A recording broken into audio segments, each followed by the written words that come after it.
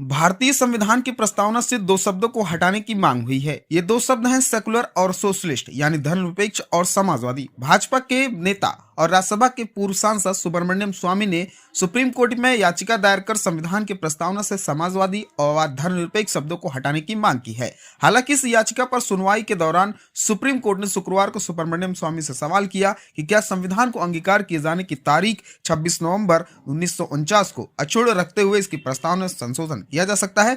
दरअसल supreme court के justice Rajiv Khanna और जस्टिस दीपांकर दत्ता की पीठ ने राज्यसभा के पूर्व सदस्य सुब्रमण्यम स्वामी और वकील विष्णु शंकर जैन से यह सवाल किया, जिन्होंने संविधान की प्रस्तावना से समाजवादी यानी सोशलिस्ट और पंथ निरपेक्ष यानी धर्मनिरपेक्ष अर्थात सेकुलर शब्द को हटाने की अपील की है। जस्टिस दत्ता ने कहा कि अकादमिक उद्देश्य के लिए क्या प्रस्ताव जिसमें तारीख का उल्लेख है को अंगीकार करने के दिनांक में बदलाव किए बिना उसे बदला जा सकता है, अन्यथा हाँ, प्रस्ताव में संशोधन किए जा सकता है, उससे कोई समस्या नहीं है। अब इस मामले में समाजवादी पार्टी के राष्ट्रीय प्रवक्ता अनूप संडा ने कड़ा विरोध किया है। उन्होंने कहा, सुब्रमण्यम स्वामी राष्ट्रीय स्वयंसेवक संघ और भाजपा की विचारधारा के पुराने कार्यकर्ता हैं और सदैव से राष्ट्रीय स्वयंसेवक संघ और भाजपा समाजवाद की परिकल्पना और पंथनिरपेक्ष धर्मनिरपेक्ष राष्ट्र की परिकल्पना का विरोधी रहा है। उन्होंने आगे कहा कि यह लोग कई बार ऐसा प्रयास कर चुके हैं। उन्होंने आगे कहा कि मेरा ऐसा मानना है कि कई बार सरकार इस बारे में प्रयास कर चुकी है कि देश के संविधान की प्रस्तावना से पंथनिरपेक्ष और समाजवाद शब्द को तिरोहित कर दिया जाए। आपको सुनाते हैं समाजवादी पार्टी के राष्ट्रीय प्रवक्ता अनूप संडा का पूरा बयान। सुप्रीम कोर्ट में सुब्रमण्यम स्वामी जो कि भाजपा के पूर्व राज्यसभा सांसद हैं, उन्होंने एक दलील रखी है कि संविधान की प्रस्तावना से पंथनिरपेक्ष और समाजवादी शब्द को हटाया जाए। इस मामले को किस तरह से देखते हैं और क्यों हटाने की ये मांग कर रहे हैं, क्या लगता है? सुब्रमण्यम स्वामी जी राष्ट्रीय स्वयंसेवक संघ और भारतीय जनता पार्टी की विचारधारा के पुराने कार्यकर्ता हैं और भारतीय जनता पार्टी और राष्ट्रीय स्वयंसेवक संघ सदैव से समाजवाद की परिकल्पना का और एक पंथ निरपेक्ष धर्मनिरपेक्ष राष्ट्र की परिकल्पना का विरोधी रहा। और ऐसा मेरा मानना है कि कई बार इसके पहले भी सरकार इस बारे में प्रयास कर चुकी है, चर्चाएं चला चुकी है कि देश के संविधान की प्रस्तावना से पंथनिरपेक्ष और समाजवाद शब्दों को तिरोहित कर दिया जाए।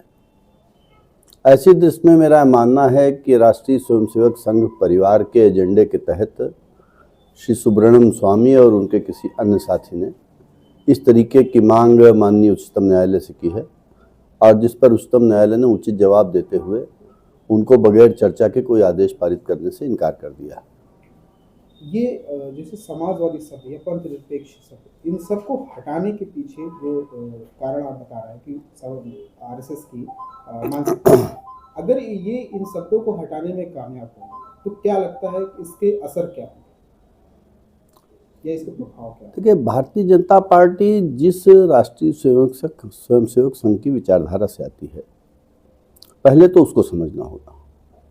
वो विचारधारा मूल रूप से नाम तो सनातन धर्म का लेती है, भारतीयता का लेती है, भारतीय राष्ट्रवाद का नाम लेती है, लेकिन दरअसल वो विचारधारा समाज में एक जाति विशेष के वर्चस्व को पुनर्स्थापित करने के प्रयास की विचारधारा है।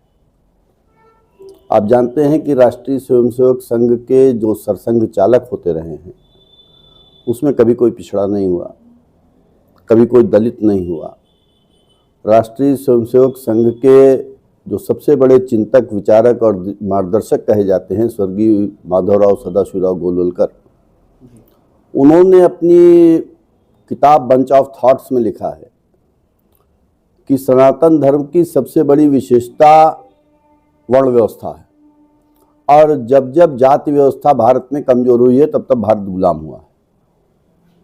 यानी स्पष्ट तौर पे उन्होंने कहने का प्रयास किया है कि अगर जातिवाद समाज में बढ़ेगा, जातिवाद कायम होगा तो देश मजबूत होगा, जबकि समाजवादी विचारधारा, सामाजिक न्याय की शक्तियां और हम सारे लोग, इस देश के 85% लोग ये चाहते हैं कि इस देश में जन्म पर आधारित जो जाति व्यवस्था है उसका उन्मूलन होना चाहिए। हम जिस समाजवादी विचारधारा से आते हैं, हमारे नेता स्वर्गीय डॉक्टर राम मनोहर लोहिया ने तो जाति तोड़ो आंदोलन चलाया था और आज इस देश की 85% जनता को उसके हक, अधिकार और इंसाफ दिलाने के लिए समाजवादी पार्टी लगातार जातिगत जनगणना की बात कर रही है।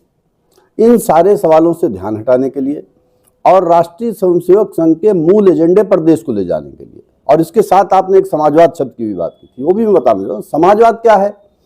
समाजवाद डॉक्टर राम मनोहर लोहिया ने ये कहा था कि अगर एक वाक्य में मुझसे समाजवाद की परिभाषा देने को कहा जाए तो समता एवं संपन्नता युक्त समाज का निर्माण ही समाजवाद है, यानी जिसमें समता हो, समानता की बात है, समानता की बात हो, जन्म पर आधारित के आधार पर भेदभाव नहीं हो, रंग के आधार पर भेदभाव नहीं हो, आर्थिक आधार पर भेदभाव नहीं हो, यानी सबको एक जैसी आमदनी और खर्च में एक समानता हो, एक साम्य हो। ये ना हो कि किसी देश में किसी की आमदनी एक दिन में 1 अरब रुपए हो और किसी की आमदनी 50 रुपए हो। तो ये समाजवाद की विचारधारा कहती है। और जब तक समाजवाद की विचारधारा का विचार जीवित रहेगा, इस देश में भारतीय जनता पार्टी जो चंद उद्योगपति घरानों का वर्चस्व स्थापित करना चाहती है, उसके खिलाफ आवाजें उठाने में संविधान का इस्तेमाल किया जाता रहेगा। इसलिए मुझे लगता है कि भारतीय जनता पार्टी और उस विचारधारा के लोग ये चाहते हैं कि संविधान की प्रस्तावना से समाजवाद और पंथ निरपेक्षा शब्द का हटा दिया जाए।